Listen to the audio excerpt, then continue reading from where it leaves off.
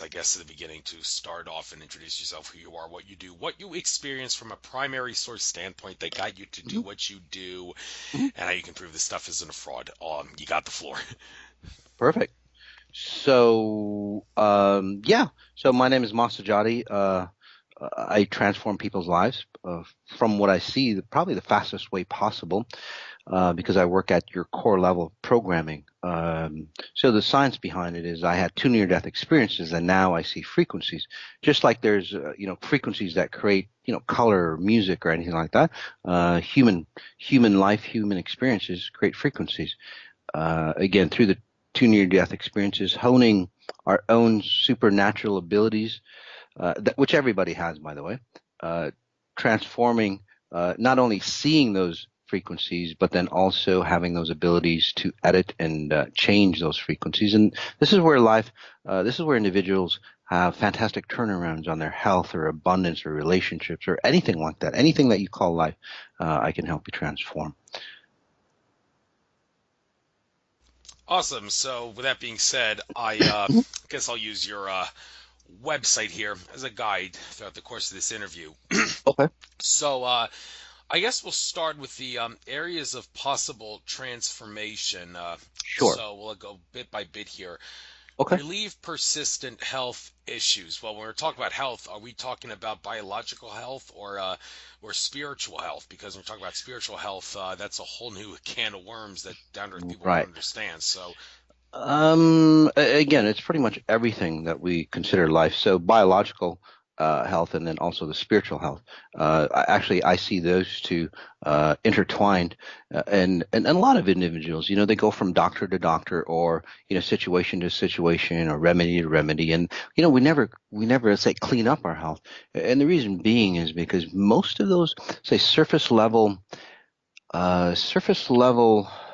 things that we do don't go to the core level issues. So what I do is I scan you and then see what's actually causing the issue and help you, say, change the frequency at that lower level. And then whatever you do on the surface accommodates those changes. And then people actually do recover from their cancers, or they start walking, or their heart issues disappear and all that. And those are not extreme cases. Those are, you rather say, normal or standard cases from the work that they've done with me. Just note that I'm not saying I cure individuals. I'm not a doctor. I don't cure you at all, but I do help awaken your natural healing abilities that we all have. interesting how I'm talking to right now, and just I was talking on Facebook with Daniel Teague of Estar Healings. I asked him to Mhm, do some healings and clearings on someone I know, and mhm. Daniel Teague decided to do something for me as a favor because, Sure. well, and well, the thing about what people like you and him do, I don't know how Mhm, related it is and all, but the interesting thing is a lot of people who don't buy into this stuff would say like, okay, someone says I can scan you for negative energy, you scan your house for negative energies, you have X amount mhm, of negative energies, and I can clear them, or scan your chakras and tell you which ones are energetically blocked mhm. and which ones need to be spinning and which ones are lightly and all, Right. and well, they can fix that and all, and then they say, check back with me after X amount of time period. Someone would Mhm. say, oh, well, they just want your money. That's the evidence. That's the proof there, because they're asking for you to. My Right. own father just said that, as a matter of fact, when I told Of him that I course. asked Daniel Teague to do a balancing or a clearing on him as a gift of all things, and he didn't seem to like the gift because it's all baloney to him. Go Okay. figure. Sure. So how can you make sense of this stuff, and how do you explain to skeptics like, yes, that you have to understand these things Mhm. do over time have to be rechecked, redone, because it's not a permanent healing? Well, again, I don't know the individual that you're talking about, but just tapping into him, his is more of a surface level. So yes, that does have to say get reset. But so let me explain the levels that I work at, just to kind of help clarify for you and the audience.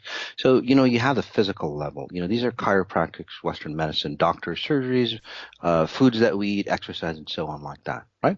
And then you go to the second layer, which is, say, the energy medicines, chakras, or psychic abilities, intuition, things of that nature. So frequencies of the physical that create this reality.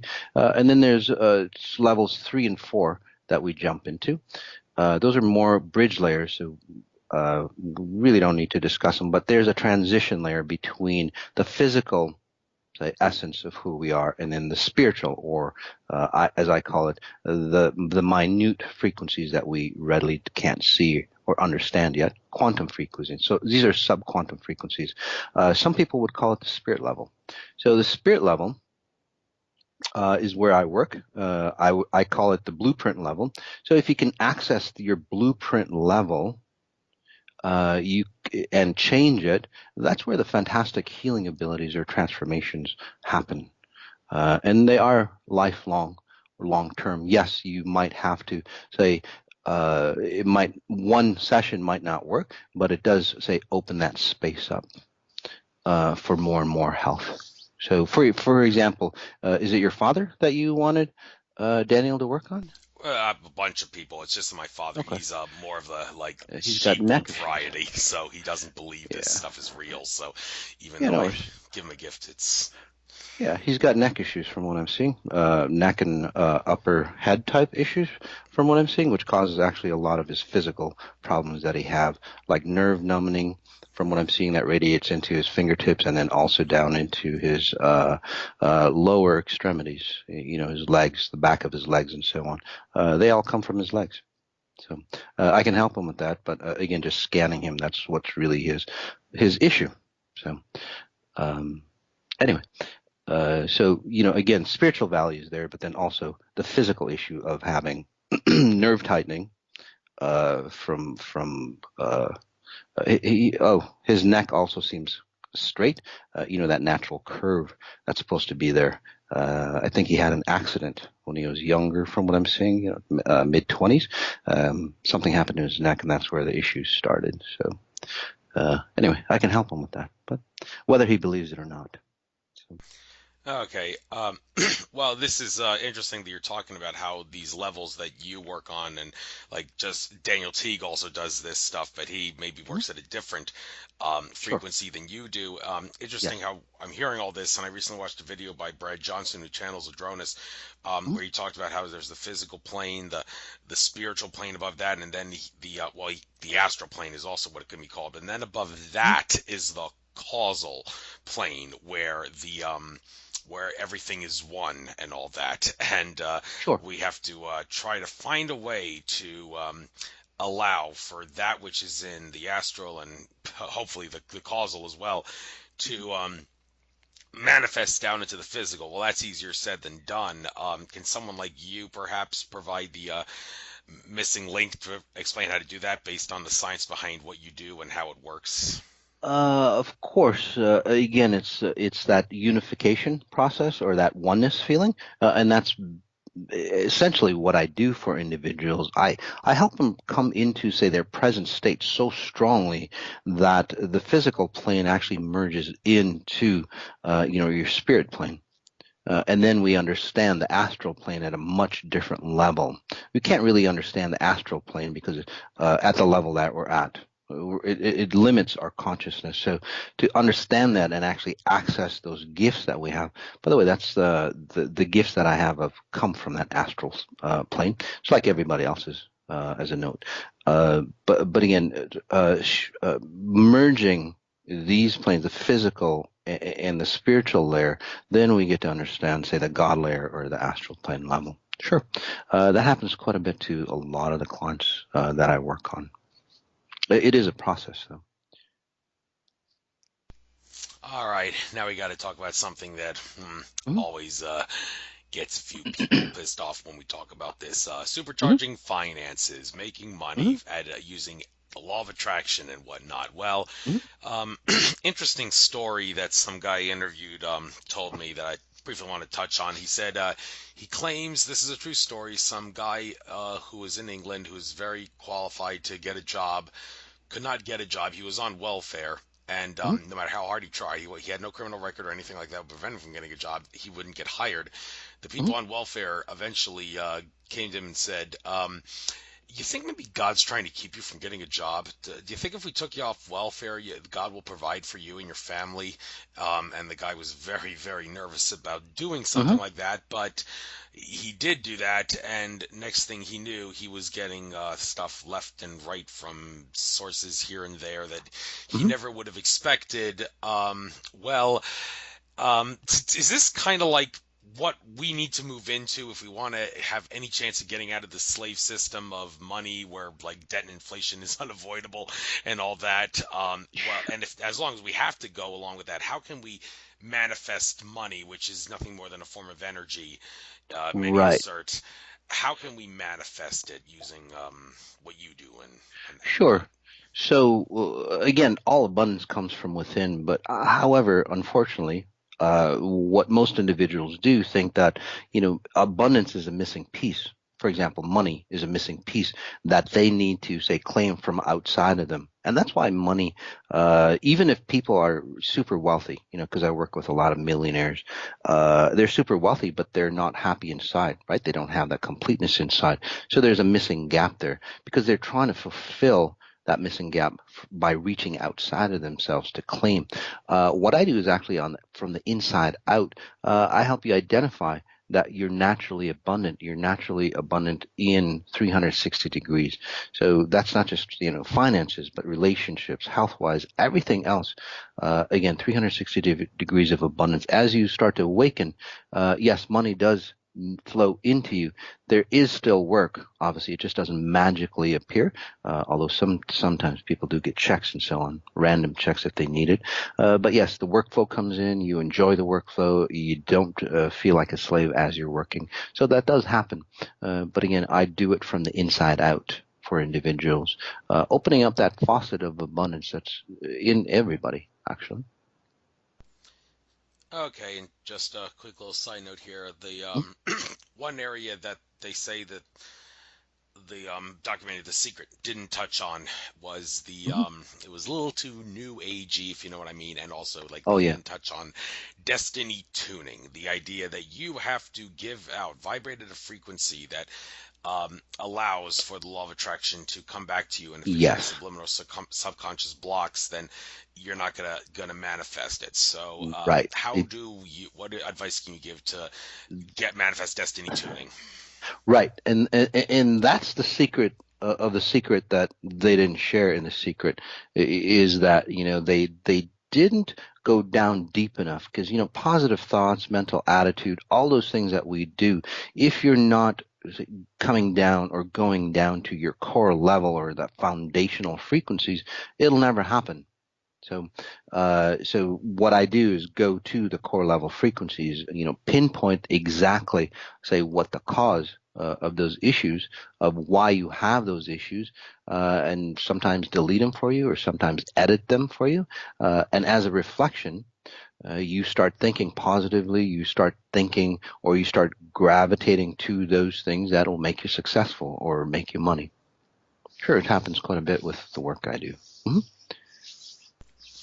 Okay, moving on to the next one down the list, heighten Hmm. relationship. Now, I don't want Yes. to give too much about myself here on my show. I don't make it sound Hmm. personal, but Okay.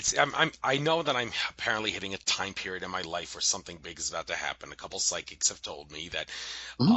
and one of the psychics was allegedly channeling my paternal grandfather at the time he said this, Hmm. getting the information from my paternal grandfather on the other side that around late 2018, early 2019, I'm gonna Hmm. find the girl of my dreams. Some suggest like maybe that her name is going to be Julie, or one guy's psychic said that her name will be Jay, but Jay's not a girl's name, but that's just maybe that's the first letter No. of her name or Right. something. And yeah, Sure. so I'm thinking, okay, well, when's this going to be? And I'm thinking, okay, I shouldn't be going on any dating sites or anything like that because that seems so not the natural way to do it. I gotta let Hmm. nature allow me to find my girl. I gotta like go to conferences and events and whatnot, and she'll Sure. find me or something. That seems like the way to do it. And Andrew Bartis, the Akashic Records dude, when I had a session with him, I brought this up with him, and he said, "You may find this girl at the conference or an event or something, but like just like Yoda said, difficult to see. The future is always in motion." That's kind of Hmm. like how it is the Yeah. same with him and being able to answer that whether that could happen. So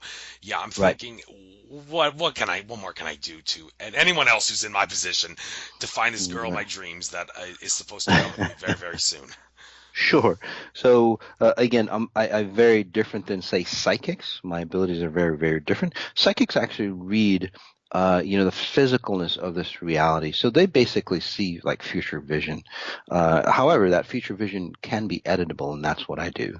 So I read the underlying patterns of what they're seeing, and edit them. So for most individuals, and I can work on you. By the way, I'm just working on you and your audience.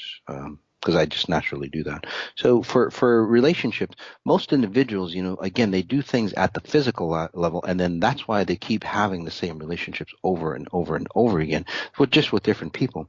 What I do is go again to the core level issues, help you change those frequencies, and then that changes the frequencies that you're resonating at, that people are attracted to a different frequency, more of a robust frequency, or what I call organic relationships, and then people's relationships change. So for you, you seem to run. Well, if you don't mind, do you mind me reading you online Well, or? the thing is, I have made a Okay, resolution that I would never ask someone with abilities okay, to do healings and cleanings to do something like that on okay, the show now. So I okay, guess we should probably do that off the air. sure, So that would probably be better. But okay. all right. So moving on to the Uh-huh. next on the listing, Hmm. experience true. Okay, well this seems so cliche to say, but yet it's something we got to do. Experience true Right. spirituality. Well, just for the hell of it, do you see a difference between soul and spirit? Yeah. I mean, so the knowledge of the knowledge that I tap into, I've cloned it. I've called it exponential intelligence. By the way, that's my podcast name as well. But yeah, the spirit is your higher self. Okay. The actual core level programming. I'm a computer programmer, so I use computer language. So that's your core level programming. Then there's a soul, which is an intermediary. Okay. It's kind of like Google Translate. Are you familiar with Google Translate? Yeah, I Okay. see that pop up. Yeah. So right. So your spirit has its own language, and then you have your physical form, your physical body, your physical identity. So the definition of the soul to me is that again that communication tool that your body uses to send, say, experiences here up to your spirit, and then vice versa. And the reason for that, say, communication tool or that translation tool is because your spirit has it doesn't have any senses. So it has to translate, our senses into some language that the spirit understands. And then the spirit, since it doesn't have any senses, again, translates all that timeless information back into your physical body, which has to get translated into, say, physical form somehow using your senses. So I use, again, a soul is more of a translation kit in my definition. Although people use it interchangeably, right, between spirit and soul. They switch that around. So, um, Yeah, other people have different yeah. decisions on what the difference is. It just makes for a great radio conversation. So I figured Yeah, we of could course. talk about it. Yeah. Okay, Uh, business and or success. Okay, mhm, this is a lot of people say okay to equate success with business and money is so 3D, but mhm, we were trying to move past that. I mean, and somewhat unrelated note to this, um, looking at horoscopes and all that, which I have done a lot more nowadays than I mhm. used to in the past. Sure. Horoscopes will often try to stick with the way things are working in the world now, talking about like how you want to manage your finances and all that. Well, let's just say hypothetically, I mean, it's got to happen. It's supposed to happen. Not going to give a time period, but let's just say we're going to eventually get out of money someday Mhm. and join all those races in the universe that don't use money. We're the only one that does. So says Alex Collier. Mhm. And imagine what the horoscopes, how would they change? What would the wording change like in the astrological horoscopes if we can't use the word money anymore because that doesn't exist on planet Earth? Can you imagine what that might change to? um, well, overall, I think we're, years and years away of not using money. But overall, the value of money is going to change. Right now, we think it's a it's a core level frequency that people exchange, right? So they're actually exchanging money. In the future, we're actually going to use it for its true purpose, to benefit others, right? So you're not changing, goods and services for the money. You're actually changing a higher level frequency. So you're actually helping those individuals, say, awaken as you exchange those goods and services. So money becomes an actually more spiritual uh, uh, piece of exchange, if that makes sense, rather than just what it's used for today. So again, it becomes more spiritual because we're exchanging the frequencies of higher awareness as we exchange goods and services, and money would be used as a tool instead of carrying around chickens or whatever they did back in the day. So, and then from there, I think we could leap into where we don't need money at all. Sure, it'd be like spiritual tokens. I can see that. Okay, but again, we shouldn't go on time periods, and don't even get me started on Mhm. RV. I just saw a global currency reset. That's a whole new can of worms, not worth talking about. Yeah. So, let's move down the list here. Sharpen intuition. This seems very, very important Mhm. in this time period. A lot of the horoscopes for the year 2018 have Mhm. strongly suggested that this feminine energy, yang dominant, feminine dominant year of 2018, unlike the Mhm. masculine 2017, they say, is going to be intuition is going to be at the forefront. It seems like. So why is that? Any Ooh. idea? Yeah, well, I think we've tried a lot of things that haven't worked out. So I think we're going to go back to the basics. But unfortunately, it's a level of clearing. So yeah, although the horoscopes might go, yeah, it's a feminine frequency intuition. Not really, because most of the feminine movement that I see, they're using a masculine energy to, become powerhouses or to become. I just saw a quote. All these women, they want to be kings. But in fact, you should be actually queen because that's the most powerful player on the chessboard, right? But again, most women, they don't understand that, so they're using masculine frequencies. So actually, I actually see 2018 as women turning into more masculine frequencies, and then 2019, 2020, they actually start to go, oh. This didn't work for us either. And then that's where we start to identify what true masculine frequencies are, and then what true feminine frequencies are. And then we use it in the right way. Okay, and last bullet point down here: Hmm. enhance beauty and youthfulness. Well, beauty's only in Yes. the eye of the beholder, and as far as youthfulness Oh. goes, I recently saw a video on the Event is Coming Soon YouTube channel talk about this guy who looks like a teenager, but he's like 45 years old, Hmm. and they talked Wow. about how he what his secrets are, and when it comes to Uh, youthfulness, well, is it just you have to um, exploit some sort of a loophole in the fourth dimension of time, like like traveling closer and closer to the speed of light. You travel into the future faster, therefore you age slower. But that's sure. one way of doing it. But there's other ways of Yeah, there's tons of ways of doing it. For example, the guy that you were talking about, just reading him, just tapping into him. Actually, the reason why, and there's a lot of people, not just him. He's just more severe. We have fantastic abilities of editing time. So and then time frames. So so what happens for him seems like something dramatic happened. Don't want to get into the details, but I'm sure you could look it up on his history. Mid teenage years, it just basically seems that say time stopped for him, and then now the 24-hour clock doesn't really work for him. Uh, for every year that passes by, for example, he grows like 3 months. So that's why he looks a lot younger than he is. But then also emotionally, psychologically, physically, he stays at that youthful or young age as well. So that event, and it happens to a lot of people. A tragic accident, somebody dies, right? They get locked in time and they operate from that time frame. So he's just using it to his advantage, actually. The way we do it is that as you start to awaken, there's always a default, say, spiritual age that's locked into you, or a default physical age that's locked into your spirit. So what that means is, I'm sure you've heard of people that, talk to the dead, or, their grandmother dies and so on like that. They go, oh, I saw my grandmother, or I saw my father that just passed away. And they never see them, riddled with cancer, or, their old age. If they've died in their old age, they actually see them in their brilliance, right? Usually a more youthful age frame, right? They're vibrant.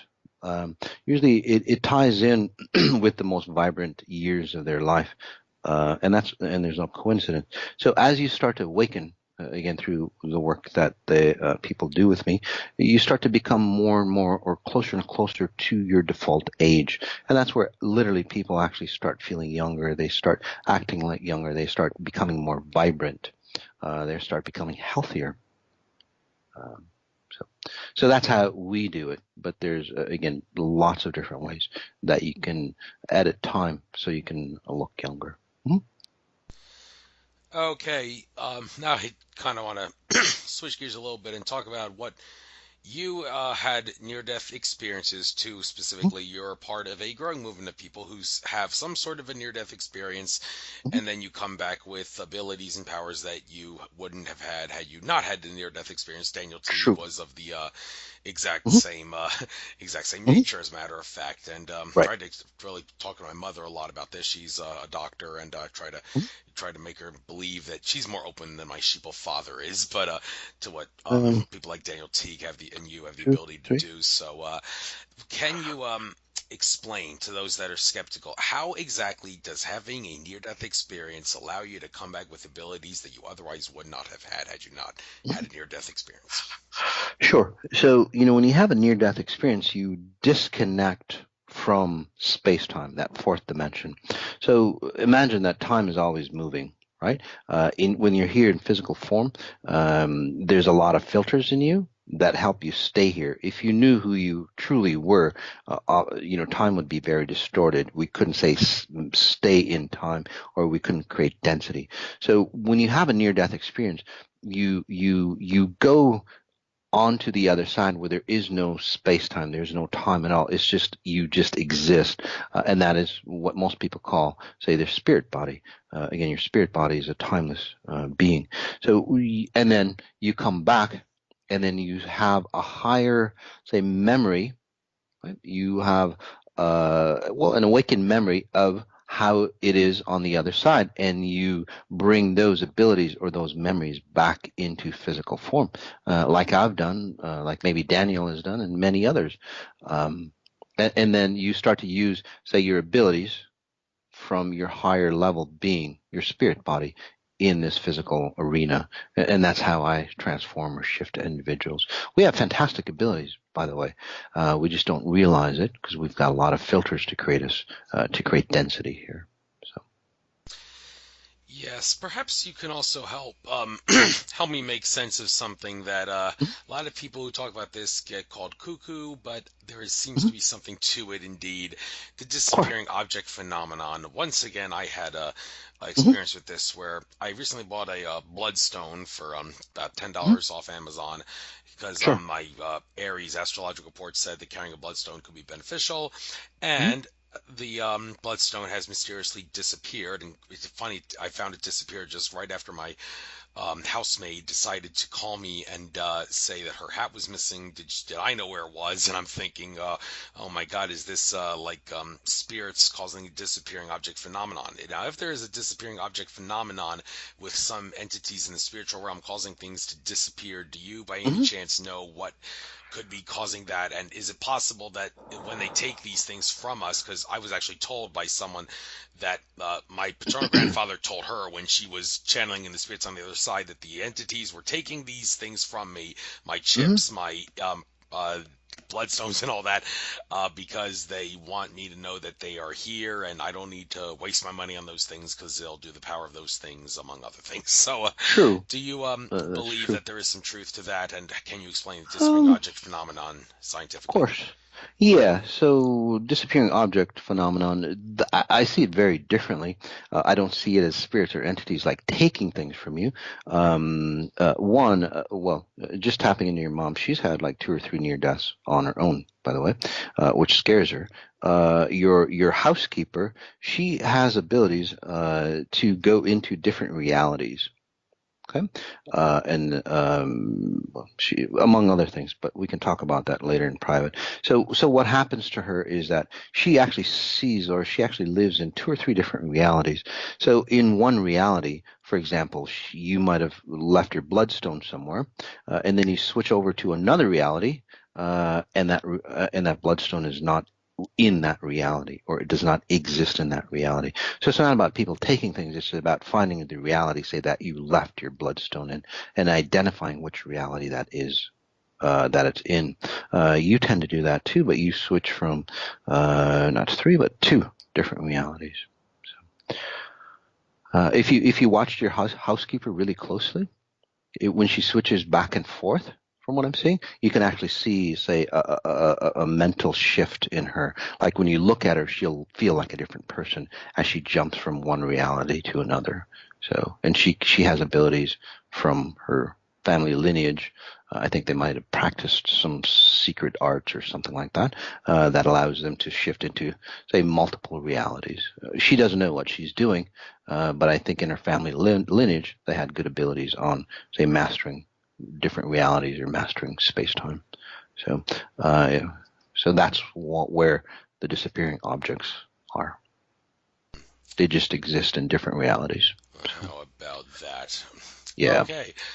Um, so when we talk about things like guardian angels and spirit guides, are we really talking about entities that you can actually draw a picture of and envision an appearance in your mind, or is it really not like that? Is it really just the quantum world interfacing with you in such a way that makes you think that it's an angel to be Yes. religious? How I seem to think that's what makes sense because that's what It, Cryon, among other people, said is what is actually true. happening. So, what do you think? Yeah. So to go deeper in that, um, say that, say that somebody sees an angel, right? It's a rendition of one. Let's just back up a second here. People think that God created angels. In reality, our higher level spirits actually created the angels and everything. All the tools that we need to create this reality or help us in this reality. So with that definition, say somebody connects to something at a higher level, okay, and I know it sounds strange, but I'll use me for an example because this is, and it'll give you a better or clear example. Say like months before, or years before, people start seeing me in their dreams, and I'm not tackling all, but it's happened, well, hundreds and hundreds of times where people see me in their dreams. They see me exactly the way I look, and then like a month later or so, they might run across an advertising, or they might hear my voice. It's like, holy crap, I saw that guy in my dream. And they had no recollection of me before. So in that same existence, say there's, and I'll explain what I just said, but getting back to your answering your question. So, back in the day, some people, there's people higher level frequencies, they start seeing, say, a frequency that's been created at some level, again, from our higher selves, and then more and more people connect to it, and then that becomes an actual presence, an actual, say, physical presence that more and more and more. So it's almost like an auric field that gets created. It's got enough intensity, and it creates enough density that a ton of people, millions of people, can say tap into, say, Saint Michael or Archangel, whoever, and they see the same rendition of that entity or frequency. Did that make sense to you? Yes, indeed, it does. Huh? And So just to clarify, for me, I'm not an angel or anything like that. But why do they see me even before? Why do they see exactly me even before they had any recollection of me? It's because at some level we're all interconnected. We all have like neural networks together, connected together. So their highest rendition of themselves is, I could be an example of their higher rendition, right? Because I've been on the other side, I've worked on myself. So when they see a higher rendition of themselves, the closest thing that they can come up to is, well, maybe my example. And then you go, oh, it's him. and they think I have those abilities, but in reality, they're actually tapping into their higher essence, just like the angels. Did that make sense? So that's why I Yes. say I show up in people's dreams or, uh, other realities before they see me. So Right, right. yeah. So let's, I guess it only makes sense for me to give you a little bit of a chance to do a sales pitch out of Mhm. what you do on this show. And we'll start with, well, by all means, please keep it scientific because even though I'm giving Of you a chance course. to do a sales pitch, I want to get information out. So keep Yeah. it scientific. And the 21 days. So as the British Mhm. would say, 1.5 fortnights. Why 21 days? So what's up with that? The 21 days is, I call it a 21-day meta healing. And the reason why I call it a meta healing is that I guide you into in a deep state, much deeper than, say, your normal meditation. Even if you have issues meditating, I can guide you or push you into those deeper states. It's very different than hypnosis, meditation, NLP, anything that you've done. And then as you're in that space, I work on you at your source code. Uh, and then together we combine efforts, and that's where, say, the changes that we were talking about, health, wealth, relationships, all that, come about for individuals. So we do that for 21 days, twice a day. And the 21 days it takes about almost 21 days, maybe a little bit more, but about 21 days to help change people's habits, to make it more, to say, transfer, bad habits into good habits, even at a spirit level. So that's why the 21 days. But we do it very differently. Again, core level programming within those 21 days, where initially the first 7 days, what we do is we delete or destroy the foundational patterns, the filters that people see life through, whether it's generational, past lives, religious, spiritual views, and then we create a strong foundation from what's really true, according to your standards. And then the last week of the 21 days, we bring in, say, higher knowledge for abundance.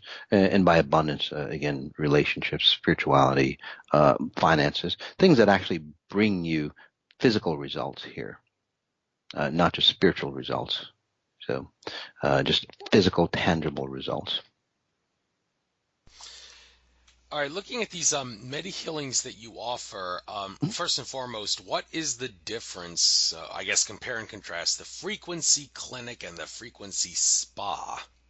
Okay, so the frequency clinic is where we work on health issues. For example, like diabetes, cancers, and again, I'm not saying I cure anybody, but what happens in those frequency clinics is that we go down to the core level issue of why you're having or why your family has those issues, right? And then I help you awaken your own healing abilities, and then you hopefully cure yourself of whatever issue that you have. And if you look on the website, there's a ton of people who've cured themselves from, life-threatening diseases. The frequency spa is there for more, youthfulness, vibrancy. And the reason why we started doing the frequency spa was quite interesting, or how we, started packaging the frequency spa, is that when people were having sessions with me, and I work out, in LA quite a bit, and there's a lot of women, that they go to spas, they do their facial treatments and so on. But when these women started doing these like industrial group healings, or anything that they do with me, the 21 days, they were noticing that the spa treatment that they were having lasted like 2, 3, 4 months longer than normal. And then we go, whoa, what's going on with that? And I studied what was going on. And basically, again, it's really about, say, pulling back or slowing down time for those individuals so they stay more youthful, almost reverse aging. So that's where the science behind, say, the frequency uh, spa comes in. Thank you very much. So, also, uh, Exponential Intelligence. Well, if that's just the name of a podcast, I see it's a registered trademark or a Right. copyrighted thing. But when we talk about this exponential, it's been said people on the earth right now are waking up exponentially. Is that an exaggeration, or is there truth to that? And if there is truth to that, well, God Almighty, how much longer do we have to wait before the we stop being a prison planet? Right, exactly. No, it is exponential. So exponential intelligence is the body of knowledge that I tap into. Again, I didn't create the body of knowledge. It's always been there, way beyond time and space. But through my second near death, again, tapping into what I call that beautiful blue space or exponential intelligence, which holds all the information of whatever was, is, and shall be. So that's the body of knowledge. I call it exponential, is because as you start to understand that body of knowledge, as you grow, it is exponential for you. The people who transform their lives, once they clear out all the garbage, that's holding them back, they get on their path, they do expand, they do grow exponentially. And you're talking about, the prison planet here.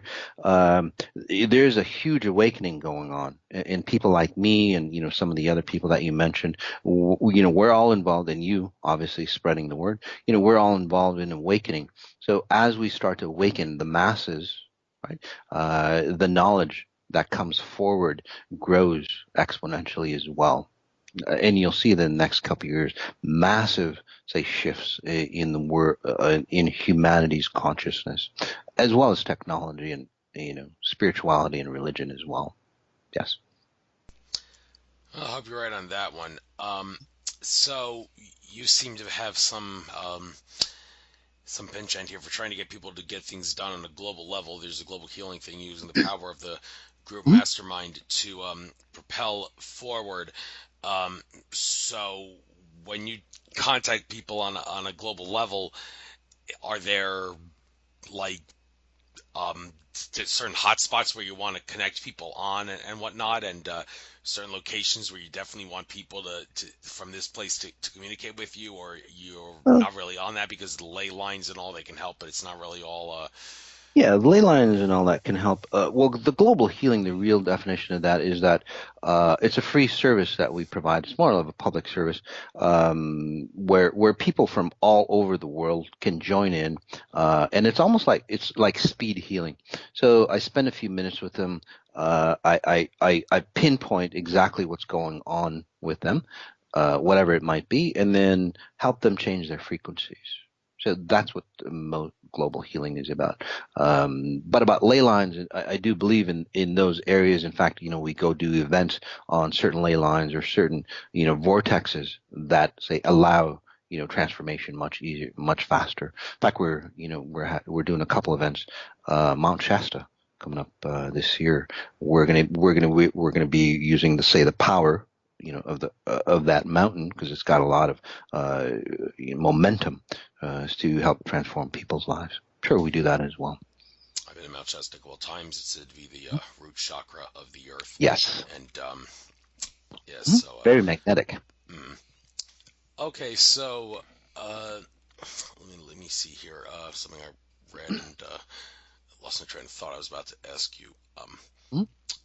Okay, well, anyhow, um, when it comes to these services that you offer, I guess why don't you? I'll give you the chance right now to um, say what exactly is offered, like for free and all, and Mhm. what do you have, what is not for free and all, and there are certain things that you sell and all that. So I'm looking at your website here. I'm trying to find Sure. that stuff, and it's Yeah, like, there's a lot of the podcast Exponential Intelligence where I do the meta healings at the end. So I talk about a certain subject and then I help you say instill the consciousness of that subject on the podcast Exponential Intelligence.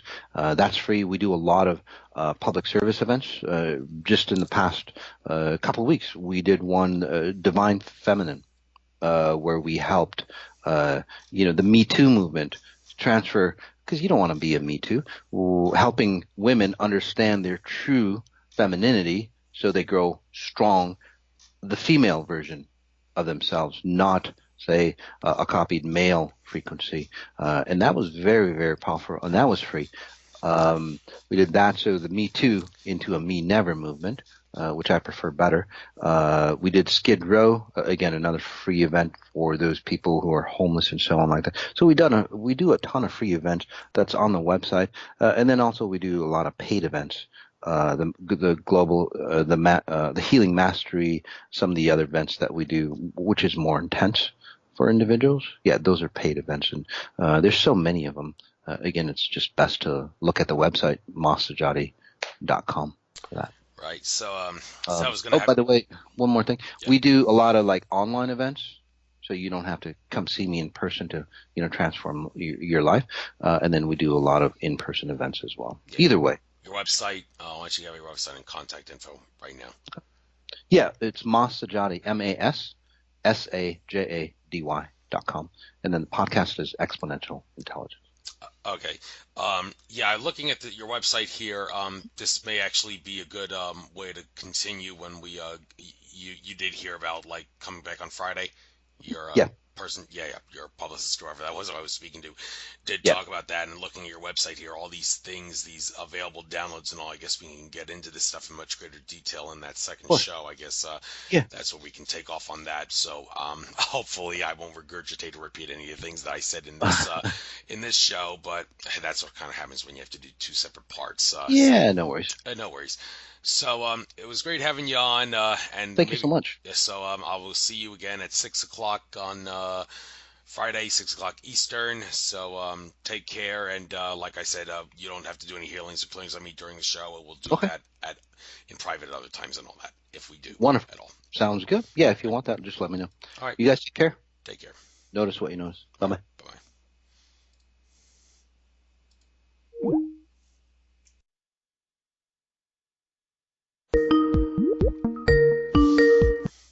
Hello. How you doing? Great to be speaking to you again. All right. Hey, how are you? Great. Let's take Nice. rest of this show. Said at the end of the last show that the part of your site dealing with free public service programs may be the best way to go to Mhm, see how each of these mhm. things, why you choose these things specifically, and the science behind how they all work and all. Looking at the available downloads. Global healing, feminine, divine.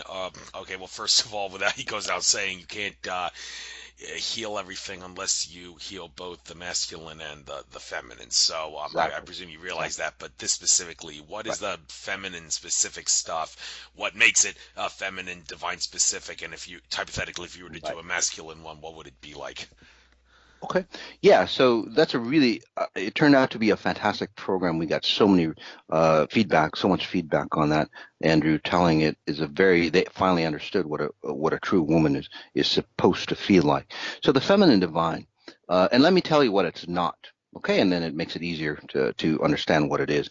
So a lot of the Me Too movement that you've heard, right? All these women, they want to come back into their own power. But what's happening, Andrew, is that they're using male frequencies, right? That aggressiveness, right? The assertion. And I'm not saying that females don't have that, but they're using a masculine frequency to gain their own power. So there's a lot of women who are successful that I work with, and they are very successful, but then they don't feel like a woman. They don't feel the success that they've made.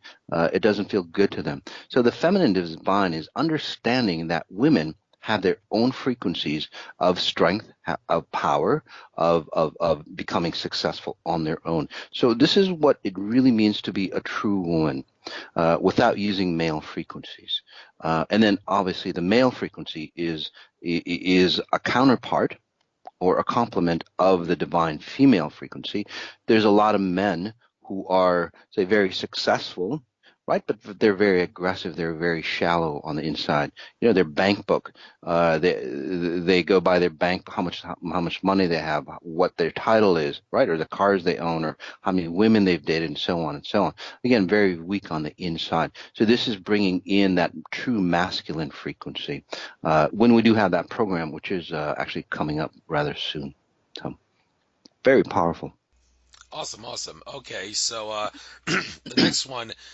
Green living and physical purification. Well, green Mhm. living, couple things about that. I don't Right. presume it's just talking about growing like fruits and vegetables, going green like that. It also No, has to do with the no. heart specifically, because the heart is Yes. green in nature, and physical Right. purification. Well, um, Right. let me. I think we need to jump back to some of the stuff we talked about in the show. Mhm. Wednesday about physical and spiritual level, and how if you try to Right. purify the physical, and will it help the spiritual, and vice versa. Now, Right. Mhm. ha, when we talk about like medical systems today, it's all about treating the symptoms and not the Right. causes and all that, and maybe at a more Right. a similar level like that. If you want to like deal with something like lack of spiritual power, one would think maybe you got to handle the physical stuff first. Mhm. Because you can't do the spiritual stuff without the physical foundation being there. Of course, like people like Daniel Teague and all, who just recently did a like a chakra balance on me, Mhm. and I feel if my crown was for whatever the reason energetically blocked, and now I feel pressure on my head area. I presume it has something to do Mhm. with him activating it. Sure. Like he's activating things at the spiritual level, which you would think could purify the physical level, but it works on a Of course. completely different level way than the way the purifying the physical will help the spiritual. So, can you like compare and contrast purifying the physical to help the spiritual, and vice versa, purifying the spiritual to help the Sure. physical, and also this whole green living thing? Tell us what that's about. Okay, sure. So this for the physical, to clean up the physical, to do, to connect to the spiritual.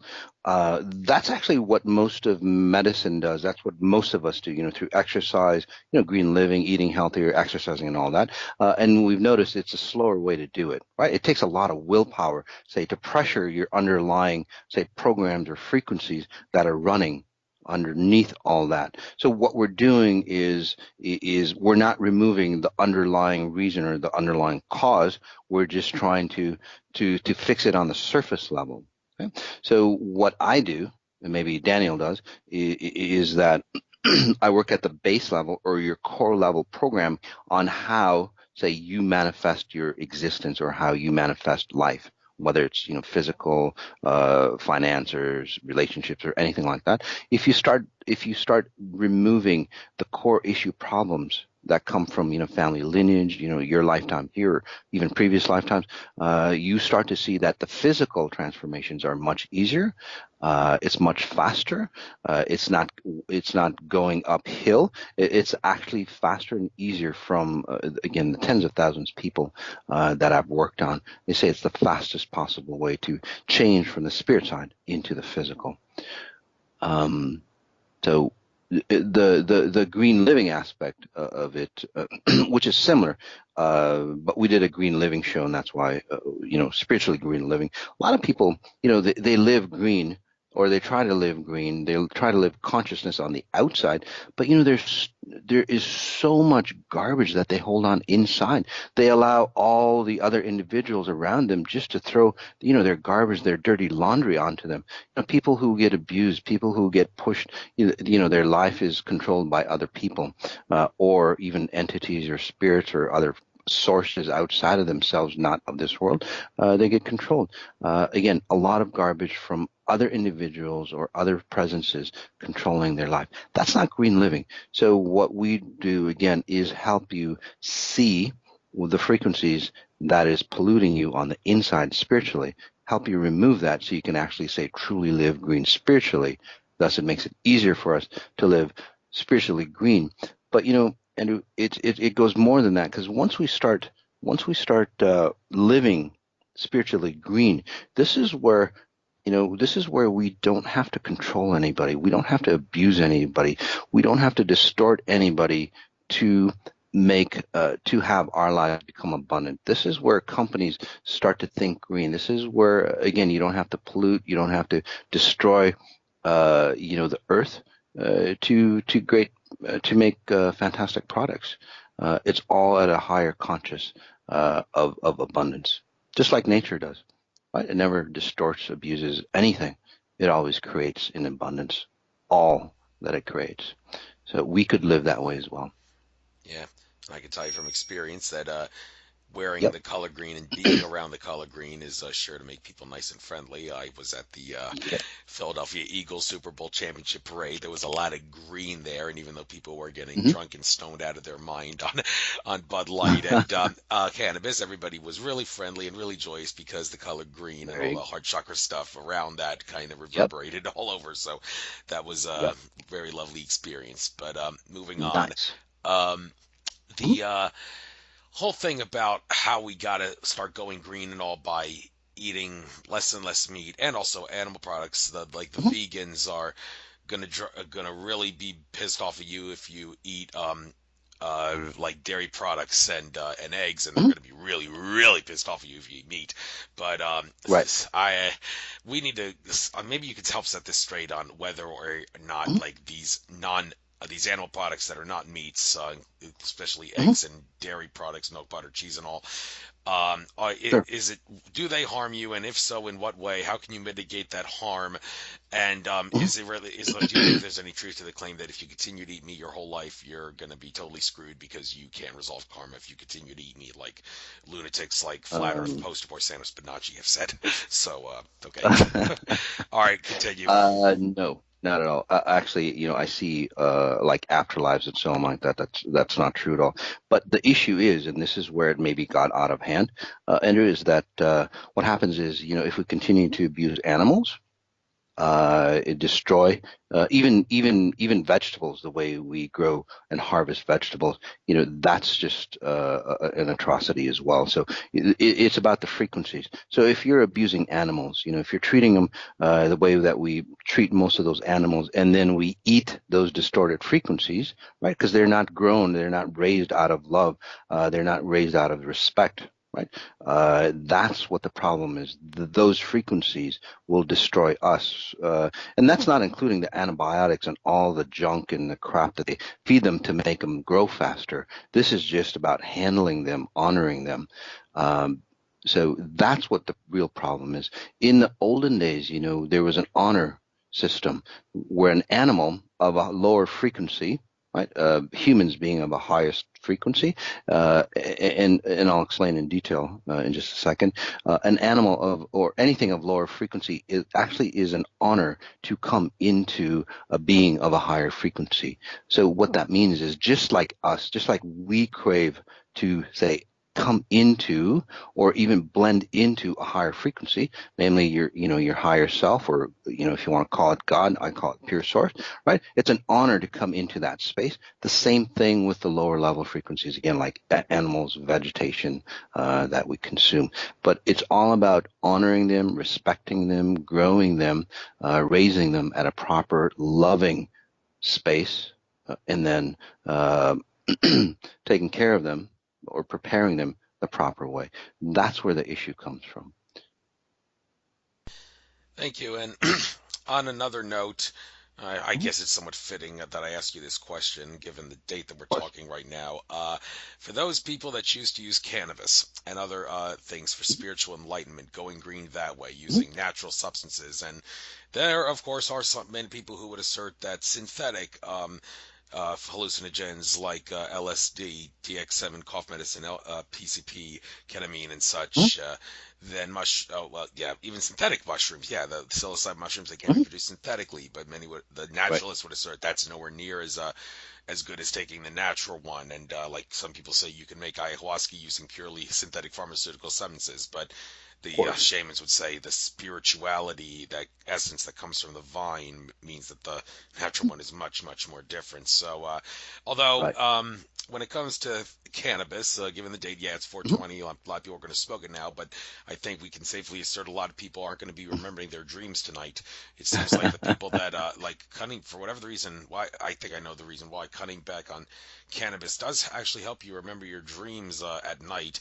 If you Mhm. do it like if you smoke cannabis, yeah, the high may feel good, but being in a Sure. higher state and all that like takes away from your ability to have truly good spiritual dreamtime experiences at night. Mhm. So there's a Okay. catch to that, and Hmm.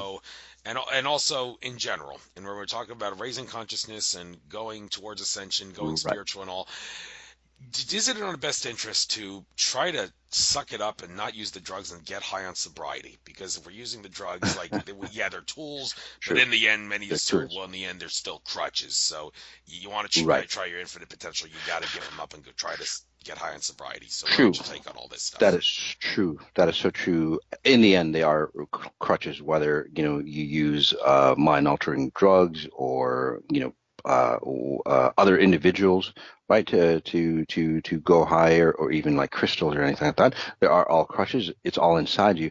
But the one thing I've seen, Andrew, and I've seen it over and over again, and I've rescued a ton of people this way, is that, if you are, say, lost, if you are distorted, if you're trying to find yourself, and then you take cannabis or ayahuasca or anything else that we do, it'll distort you even more.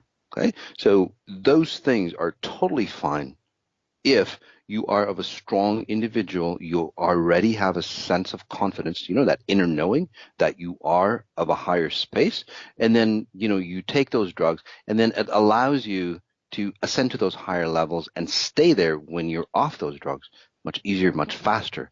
But if you get addicted to those things, then it's a downward spiral. Just like many of those, great architects, artists, so on, they've tried LSD here and there, right? They know who they are. They have a good, strong presence of themselves. They take LSD or whatever else, whether it's synthetic or, natural.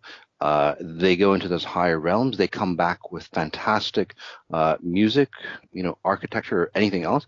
But then they overdo it. That becomes a crutch for them, and then that's where the downward spiral comes, and that's why a lot of those great thinkers, well, they commit suicide, or they perish. So be mindful if you are weak. Again, I stress this. If you are weak, if you're trying to find yourself, ayahuasca is not, or any mind altering drug is not the way to go. Get really strong, or be with somebody that is strong if you're going to go on that trip, so they can guide you properly. I hate to say it, there's many shamans that aren't proper, uh, and that's where we get lost. So, Well, you're telling me this, and during the late summer, early fall time period, I am planning to go to the Cusco, Peru area uh, uh, for a Machu Picchu thing, and the people that are mhm. leading that are also offering two ayahuasca ceremonies and a San Pedro cactus ceremony. I've done peyote, but not San Yeah, Pedro. And you're telling me this, and I'm sure you're going to tell me it's in your best interest not to go, but Ooh. people are going to say, "Come on, dude, spice up life, learn a few things from this." And I think that, and the Machu Picchu thing, Mhm. it'll probably be like I a love Peru. pilgrimage of sorts. So, Yeah. anything to say to me and other people that go on pilgrimages and missions like this to, Sure, if you're going to do it, I'm not going to say not to do it. I mean, that's your life. But if you're going to do it, be mindful of of those group leaders that are guiding the trip. See how clean and pure their life is, okay? Because if they're not, they basically guide you into the same frequencies that they're running into, or they're running. So be mindful of that. You can go into that space, stay alert, be alert, even if you're on drugs, and then you can learn from that experience. Sure, you can do that. You actually have a propensity to do that because you've experienced enough things from what I'm seeing. So again, just be mindful as you go into those realities. For you, other people, I would say something else, depending on where you are. yes, indeed. So, moving down the list here, support for the homeless. Now, this is a Mhm, controversial issue because some people say mhm, that when you see a homeless person on the street, it's not really in your best interest or their best interest to give them money because you're basically feeding mhm. the fact that they're lacking this if you do that. And the more appropriate thing to do is try to radiate love from your heart chakra to them and ask source to in any way to help them rather than give them money. And in the end, it's actually going to help them more so than Right. giving them money. But I don't know. When I was down in Philly, few the Hmm. city area, center city, a few days ago, I saw some homeless people say you got spare change, and I didn't. But even if I Yeah. did, I don't know. Would I have given it to them? I don't know. I did radiate love towards them, but how can I not feel guilty if I had a little money Right. on me and didn't give it to them? So Right. what's your take on I, this I actually do controversial issue? both. I actually do both, but Oh, I went to LAX. They have Skid Row I actually did a video on that. I spent a whole day there helping the people out. And, a lot of people go, well, they're there because, they're dumb or, they took too many drugs and all that. I saw a lot of smart individuals. They're there just because they ran distorted frequencies. They came from an abusive home or whatever it might be. And again, those frequencies just got out of hand and now they're homeless. At a bigger picture, Andrew, what I see the homeless is all the wretchedness that we all carry inside. Okay? The homeless is actually a physical representation of our darker psyches that we try to hide away. Just like we in LA and I'm sure in Philly or any other big city in the U.S. Right? What do? We try to put the homeless in, say, some secret place or hide them away from society so it doesn't show up. It's not part of our lives. Again, what we're doing is we're trying to bury that darkness that's in all of our psyches. So as a whole, as we clean up, as we clean the shadows, the darkness, all that garbage that we try to hide from ourselves, as we clean that up on an internal level, I can guarantee you that there will be no homeless anywhere in the world. And that's where we really say take care of the homeless. So, but we do a lot of programs, by the way, helping the homeless get back on their feet. A lot of free programs. Good for you in that regard. And Yeah. other people you try to help. Sexual trauma. Well, first of all, I want to Mhm. ask about what specifically are you talking about sexual trauma? Are you talking about people that were raped and sexually assaulted, or was it just something more basic like sexual harassment that was taken the wrong way? Or when we also Right. talk about this, are we talking about people who have sex addiction, people that also people that don't have a mate that masturbate too much because it's the best thing they Mhm. say you could do when you don't have a mate. A lot of people say masturbating too much will drain the kundalini energy out of you. So Right. all this stuff. Oh, you say that's true. Well, okay. Can you elaborate on that? And how is there any way to Sure. masturbate without draining your spiritual kundalini essence? And how Sure. do you help people that have been abused sexually? Right. So people who are abused sexually, if you start to look at their patterns, they get abused in all sorts of ways. It's a frequency that colors their whole life, and they can't get away with it. Unfortunately, say you get abused, as a child, at some level, that abuse frequency most likely ran in their family lineage. So it's not their issue. So first of all, we have to understand that again, it's not their fault. It's not their issue. It's probably again a frequency or a pattern that's run in the family lineage. So one, we pinpoint where that comes from and then help eradicate that pattern. Those individuals, so whether it's like sexual abuse as a child abuse, physical abuse, sexual abuse, it's really of of similar frequencies, just different flavors on how they experience it. And then, unfortunately, as they grow older, they usually will connect with a mate that will propel that sexual distortion. So they won't feel right, during sex, right? They won't feel like themselves during sex and so on. Those individuals who masturbate too much, they are, from what I've seen from those individuals who have helped, which is about 3-4 dozen of those individuals, they're actually getting abused by a source outside of themselves, which forces them to, say, physically or self-abuse themselves. So masturbation does not benefit you if you're not coming from a higher source or coming into um, uh, you're not respecting yourself, right? Those individuals who do it way too much, again, it's a source of abuse coming from a higher source. Not a higher source, an outside source that controls them, that forces them to abuse themselves. And masturbation in that way is just one of the ways that they get abused or bullied from a higher frequency. To do it the proper way, right, is to again solidify yourself, be complete, and then when you do masturbate, it's more of an honoring of yourself. So if you're there to abuse yourself, and you can tell the difference, right, on how you feel afterwards. And that's just like physical sex with two individuals. If you feel crummy afterwards, if you feel like you need to escape the other person afterwards and so on, it was sex that wasn't good for you at all. It's a distorting pattern. It's something that you needed at the time, and then now that acts is over, you feel even worse off. Again, that experience not good for you. It just bleeds away who you are. The same thing if you're doing masturbation as well. So honor yourself, and you'll see afterwards you'll actually feel euphoric, grander, more connected. If you're alone, you'll feel more connected to yourself. If you're with that person that makes you feel more connected, you'll feel more connected to them. You can actually hug them afterwards, right? And it'll be okay. Most individuals who have sex, they can't hug their partner afterwards. They got to get away. They got to separate. Again, that partner is not good for you. Thank you for touching on this. Next thing, Mhm. support for PTSD, specifically people in firefighting. Apparently, interesting. I'm seeing this. Yesterday, I Right. was reading Aries astrological report and said one of the best jobs for Aries would be firefighter.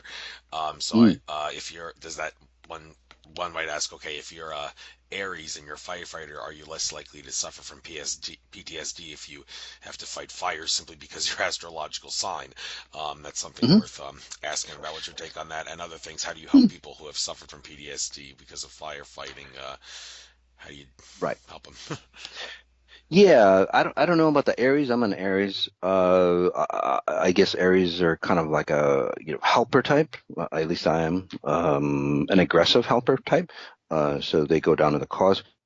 But for PTSD individuals, and we did a free PTSD for those people suffering from like 9/11 or war veterans with amazing response back. And what we do again is go back to the time where or how that PTSD originated, and most likely it's not because of the war. They had some other issue that was exacerbated, say, by going to war or exacerbated by some trauma that they had in them, in their future lives. Not in their future life, later on in life. So we go back to the original cause, whether it's happened at child level, like infant level, or even in vitro. I've seen a lot of cases like that where the mother had a lot of trauma during pregnancy, and it's caused trauma around the child. So we get to the cause and then again eliminate that for them. Okay, thank you. Children with artistic talent. Well, art classes seems like one of the few classes in schools that is actually worth something in those brainwashing institutions. Art class, maybe music class too, Mhm. to some degree.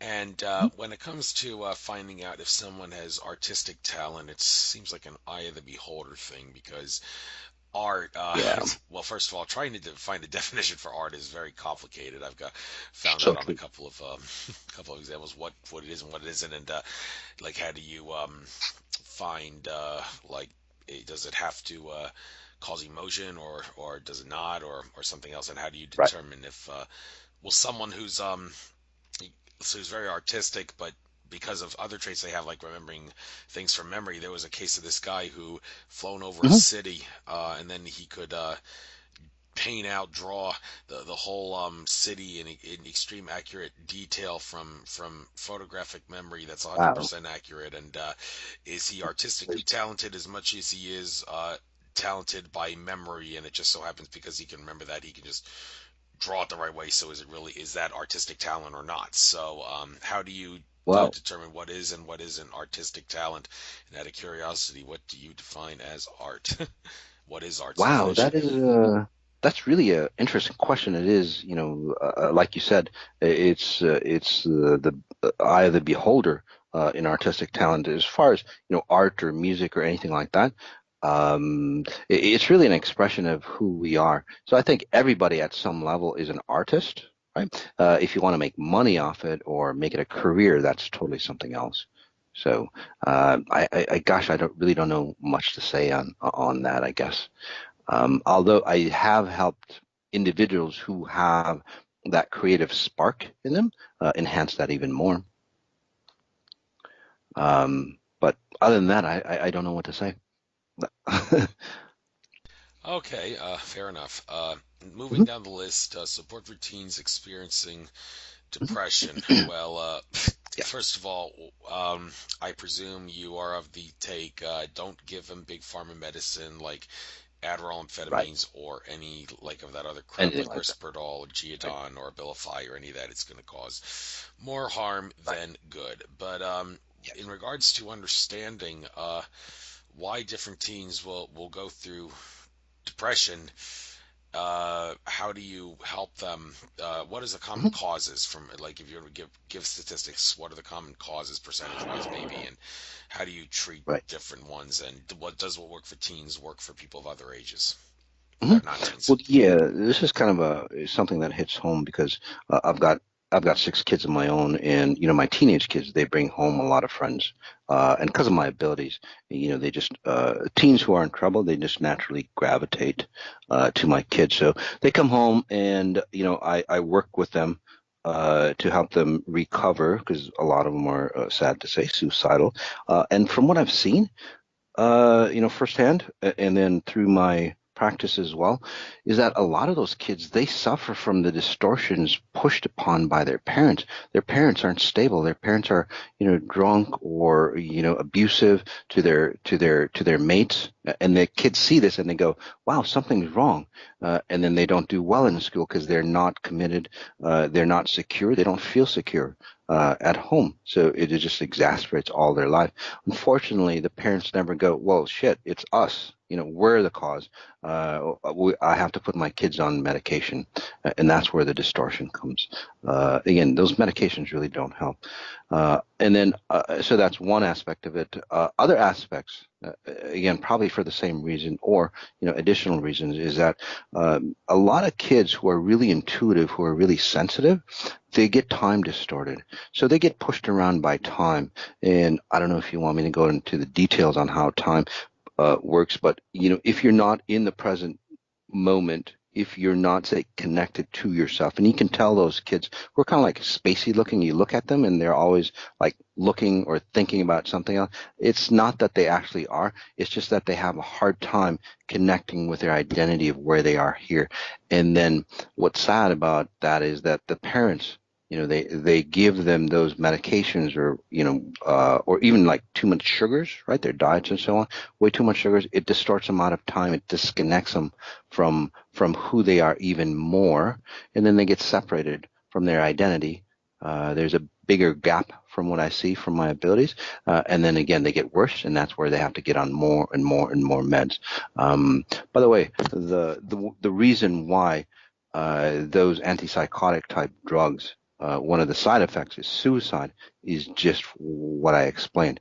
They disconnect that individual to a point where they have to cause death for themselves because they've been disconnected or pulled apart between their identity of where they are here in physical form and their identity at spirit level, and hence suicide. So be very, very mindful if you're going to give your kids or anybody those kind of drugs. Again, there's a ton of other solutions that you could do. The most or the easiest is bringing them back into understanding where they exist here, and it doesn't take long, by the way. From I've treated tons of kids. It doesn't take long at all. They really adapt quite well. Thank you. But now you forced me to go off on a tangent. You can actually explain Mhm. what the nature of what time is. Okay, before I give you the chance to Um, do that, one thing I've been meaning to do. Bob mhm, Tuskin, he mhm, interviewed some guy that's on the interviews. I'm still sure on the Free Your Mind Conference YouTube channel that taught. This mhm, guy did explain like what time is and how we are mhm. in tune with it and all. And after he Right. said what he said, Bob Tusk was like, "How many hits of pot and shroom twist did you have to take to come to that conclusion?" And I've been meaning to listen to what that guy had to say to try to see how that may tie into what other people say about what time is and isn't. As far as I'm concerned, Mhm. it's an illusion that we make out of. But Yes. what is? There's got to be more Yes. to it than that. So what's your Mhm. take on it? Right. So in order to create density, okay, so our spirit space has no time, right? We're infinite beings, right? With grandness, with power to create anything that we want.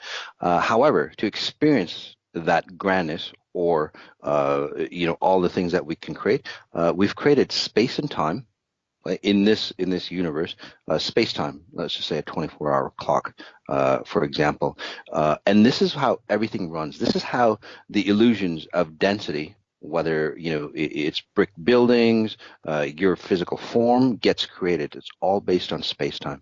So as spirits go, what happens is that for you to create your identity of being human, right, in this reality, you have to be connected. You have to know exactly, say, what time it is in comparison to, say, the world clock. That makes sense, or actually the universal clock. So if you're off, and let me just use an example. If you're 50 years off, so it's 2018 here, you're 50 years off, it'd be what, 1970s, I think? Yeah, about 1970. So if you're 1970, say you're 50 years off, right? You're running from again, distorted by 50 years. So what that would mean is that although you would be physically here, you wouldn't see anything that was created in the 1980s or into 2018 or so you would see the reality of where you are from 1970. Does that make sense to you? And that's how important space time is. Now, most individuals aren't that far off. I'm just giving you an extreme example. Most individuals are off by say a minute, a few seconds, maybe a few milliseconds. This is where other realities start to come in. You can see people who are, well, at least I can. They can be in different realities, and you can see them here, but they're just not quite here. Again, either from being in a different reality or being just offset by time. There was this one example. She was so off that the sensors that opened doors, right, as she walked through, the sensors wouldn't even read her. I helped her adjust, and the sensors actually worked. She actually had to wait for somebody else to walk by, open the doors. That's how important, say, time references are. You can never create yourself in this present time if you didn't know, or if your spirit didn't know the time reference. Did all that make sense? I know it's a bigger subject than this. We can talk about it for days, but that's just a smaller detail of how time works. I guess that does make sense, but I also wanted to ask you, Mhm, Jim Self, he said one of the things about time in the third dimension present, mhm, it's of a reactionary nature. And I guess that means that in the entity's fourth dimension density and above, they mhm. don't feel a sensation of time because there is no, I presume it's because there is no sense of reaction to anything that happened in the past or anything that is going to happen or may happen in the future. They have no Sure. set reaction sense to that. Well, how are we supposed to make sense of what that feels like to them? Or is it one of those, nah, you can't make sense of that. You have to be in that level in order to understand what it's like to not have a reactionary sense of time like we do in the third dimension. So, do you have anything to say about that? True. Yeah, so you get past the fourth dimension, and the fourth dimension is basically space time. So you're in a three-dimensional reality. The fourth dimension tells you exactly where you are in that three dimension. And like I said, right now we're at 2018, whatever time it is that we're talking. So that tells you exactly how to create the references around you, right? Your environment around you here in 2018, for example. So if you're let's see, and the reason why time is it allows you a reference point, and I think that's what they're talking about. It's a reference point. Space time is a reference point. It allows you to know exactly where you are in reference to where everything else is, and that helps you pinpoint where you are, which allows you to create the realities that you see around yourself. So if you go beyond the fourth dimension, you're actually in spirit space, and that's where there is no time reference, there is no future reference, and that's why there's no expectations, because you can't have expectations because there is no time reference. So that I believe that's what they're talking about. Does that make sense? An expectation is always a time reference. If you're out of time, then there's no reference. Yeah, I understand there, Um, I guess. yeah. Um, all right, so I guess we can go back to this list here. Moving down Mhm. to support for children with academic excellence. Well, when you're talking about children having academic excellence, if you're judging their academic excellence by their grades in school, then well, I hate to burst your bubble, all you children with academic excellence, but you're Hmm. excelling in something that's designed to brainwash, imprison, and indoctrinate you. So it's really nothing to Right. be happy about. So how do you judge academic True. excellence, and what can you make of it if you see this children is a child is academically excellent? Sure. What does that Inclined? entail? Yeah. So the gifted kids. So what we do in those programs is we help those kids that are gifted actually understand their reality. Because a lot of times, their gifts come from, say, a different reality, and they don't mesh with, say, society's rules, right, or human rules. So what we do again is kind of give them a handbook on how humans work. Because a lot of those individuals, again, they're in a different reality, or they might have gotten their consciousness or their the way they think from a different reality outside of, say, the human framework, and that's why they don't blend in. So with those individuals, we help mesh the two together so they can actually have a happy life here, although and be intelligent. For those individuals who are going to college or high school, they have issues with grades. We help them understand the framework of how school works, right, at a higher level. So basically, manipulating the system so they can get through academically and have good grades. All right, so you were mentioning the children with gifts and such and talents. Mhm. Well, when we talk about savants and also like Yes. autistic spectrum, like Asperger's and Yep. also schizophrenia, like with Yes. Asperger's and schizophrenia, it's many would say that we're talking about things that are of like an extraterrestrial nature that have been implanted on Earth to help raise the vibrational frequency.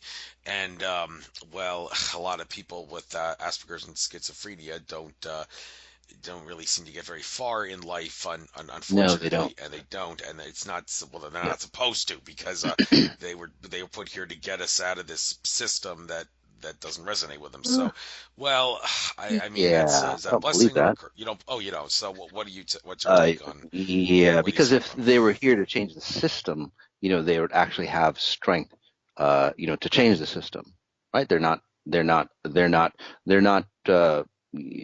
changing at a huge scale. They're just probably changing, the family circle, basically. So, if they were actually here for a purpose, I actually see them from another realm or another, planet or anything like something like that. They've come here. They've been able to manifest themselves in human form, although they have an identity of where they came from. So, although they're in human form here, they're still resonating with a knowledge from another, say, alien planet that doesn't resonate with them well here, and that's why they have the issues that they do. So those are, the savant types, Asperger's, and so on like that, the autistic types. So that's what I see. So it's again, and I've helped a ton of individuals again with autism. They start reading, full books and so on like that because you can just mesh the two knowledge bases together. So think of it this way: you have a human form. It has an operating manual. Right? There are certain programs that you have to run to be human here, and now you're from another planet or from some other yeah, from some other universe or another planet, whatever it is. You come down here, you're running in human form a program that shouldn't be run in human form, and that's where the distortions come from. With individuals who are schizophrenic, those are mostly space-time issues, where they see or they get trapped into multiple realities, so more than one reality. So they exist in plus one reality, so more, well, two or more realities, and they go back and forth. They switch back and forth at a rapid rate, and this is where they get schizophrenic. They get fearful because they always feel like they're losing their sense of self. It feels like they're dying all the time, and they get trapped into that mode. Um, and so, if you bring them into, say, a one reality, they actually calm down. And then what they can do is the gifts that they have being in multiple realities, once they know exactly where they are, they can go into those realities and then bring back information, knowledge. This is where a lot of inventions, and, higher thoughts can come in to that individual. Okay, now this thing you're mentioning about people existing in multiple realities. I hear that, and I'm thinking about what Akashic Records reader Andrew Bartzis has said. The exact number, for some reason, 64 is jumping out at me. He said maybe it's a little bit more or less, but 64 is something is the number of realities that you, as a human being, exist on simultaneously. He claims that he's allegedly accessed the Akashic records to figure that out. And Uh-huh. these 64 different realities, do you see them as dimensions, realms, time streams, timelines, densities? Well, can you even give a term Um, on it, or is it all actually different words mean different things, or the same thing to different people? And like, how do you yeah, do you does this make sense in any way? What he's saying about yeah, 64 kind different of. realities? Yeah, I can see what he's saying, and again, I'm not here to say he's right or wrong, but this is the way I see it, and might parallel with what he sees it. So let me just help you understand, say, time from the exponential intelligence perspective. So time frames, So you to the left of you is your past, and then from where you are is your 0 point. To the left of you would be your history, right? All the way down from the beginning of time. Okay? Not where you when you were born, but again, beginning of time, because you're an infinite being. And then to the right of you would be your future, right, all the way to the end of time, because again, we're infinite beings. And then, so that's the X scale. You have the Y. In the Z scale. So above you, below you, in front of you, behind you, and then every point in between are all the possible realities that you could be at this moment in time. Does that make sense so far? Uh, Yes, okay. And Okay. let's just give So, a hypothetical situation here and how to make sense of how this may play out in the future. mhm, Okay, when I had a session with Andrew Bartzis, he actually told me about an alternate timeline where I did right. not get cut from my high school baseball team my sophomore year of high school. It was a joke that Mhm. I got cut because I was one of the best players on the team, and I Oh, got cut yeah. because I think the coach didn't want me to be a distraction because all the Didn't players like like to you. joke around with me, and because Yeah. they like to joke, have fun. I was the clown, and I didn't mind. It didn't bother me at Yep. all. But he thought that was going to be a distraction, so he cut me. And if that hadn't happened to me, I can according to see Andrew that. Bartis, I would have actually been on a timeline where I actually played for the Philadelphia Phillies, and Right. he also pointed I out can see that. that Pete Incaviglia, the greatest slugger in college baseball history, who I, for whatever reason, had feelings about. Like I had a soul connections with him, and also Lee Tinsley, who played for the Phillies. I actually got Mhm. a baseball that he fouled off at one of the Phillies Mm, games, and he was actually a coach on that Phillies team that I was on an altered mm, timeline. And this the fact that I got a ball at a Phillies game that he fouled off is right. kind of like the way of saying there's some connection with this guy to you. Okay, in another timeline, he was a coach on a team that you played for. Well, that's beside the Right. point. The point I'm trying to make here is okay, in that timeline, if that exists now, and I'm still playing baseball, I'm sure I will because I'm only 32, and baseball players that's like the peak of when they get good, and then maybe after Well, 34 it trades down their abilities and all. But anyway, is there like how would that timeline? Is there any way that that timeline and this timeline could meet? In such a way that what I'm going to be doing in the future on this timeline will be what I will be doing in mhm, the future when I like retire from the Philadelphia Phillies right. but I would not be able to remember that because that was not the That like was the not true your time. timeline. So how do we make Right. sense of something like that? How would that happen? Is there timelines Right. intermingling like that? Yeah, so for this example, on the X scale is your current timeline that you're on, somewhere outside, right? The Z axis, the Y axis, and everything in between is a timeline where you were, say, that baseball player, right? So right now they would be running in parallel. And again, with my abilities or something that has to interact with you, just again, just like the first law of physics, an object tends to go on a straight line, right? Unless there's a force that acts upon it.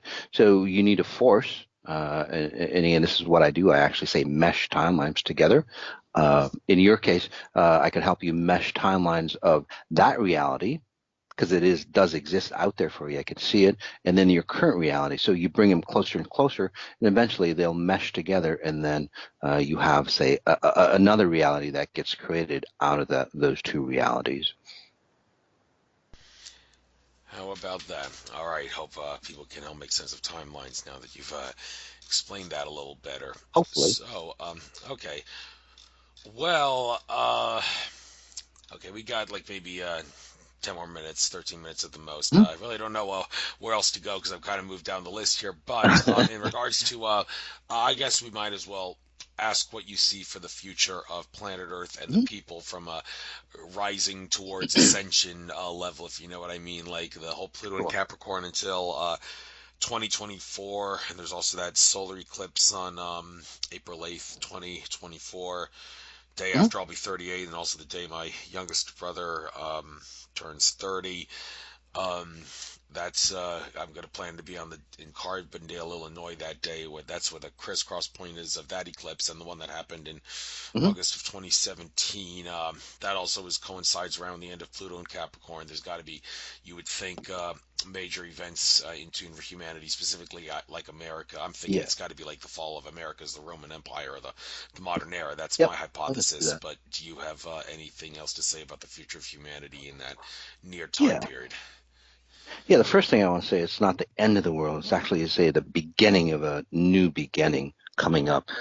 And as we go through it, what happens is that all the old infrastructure has to fall apart. It just has to fall apart. So new infrastructure can come in and accommodate, right, the higher frequencies. The new infrastructure is based on, say, equality. Everybody has ownership, just like Bitcoin, right? There's no one central bank that owns Bitcoin. It's all of us say own Bitcoin if you're invested in Bitcoin. So the same thing with the religious systems, political systems, and any other system that controls humanity. Because there has to be an infrastructure or system, otherwise it'd be chaos here. So the old systems fall apart, which many people will go, it's the end of the world. It's really not. It's the beginning of a new. This is where the meek inherits the earth. So by 2020, a lot of those patterns, those corrupt patterns, will start coming out. You'll see towards the end of this year, uh, stuff that we've heard in the past will be a drop in the bucket to all the chaos and all the distortion and all the darkness, that's going to be coming out. Like this Harvey Weinstein, what was that big, God, finance, that guy, I forgot his name, a couple of years ago. It was huge news. Was it Uh, Bernie uh, Madoff? the yeah, Bernie Madoff. So things like that, much like 10 times bigger than the Bernie Madoff scandal will come out. Into the news. So all the darkness, all the control systems, all those things get fleshed out into the open, and then a whole new infrastructure comes out. So it's a great opportunity, again, to become really abundant physically and then spiritually. And that's, by the way, that's the key. Uh, in this reality, we become abundant, say physically, well, most of us do, but then spiritually, we're really shortchanged. In this new reality coming through, we become abundant spiritually. Thus, our physical reality becomes very powerful or abundant. So there's no lack in any way, and that's what we're going towards. There's going to be a lot of cleanup to get there, though. That's all.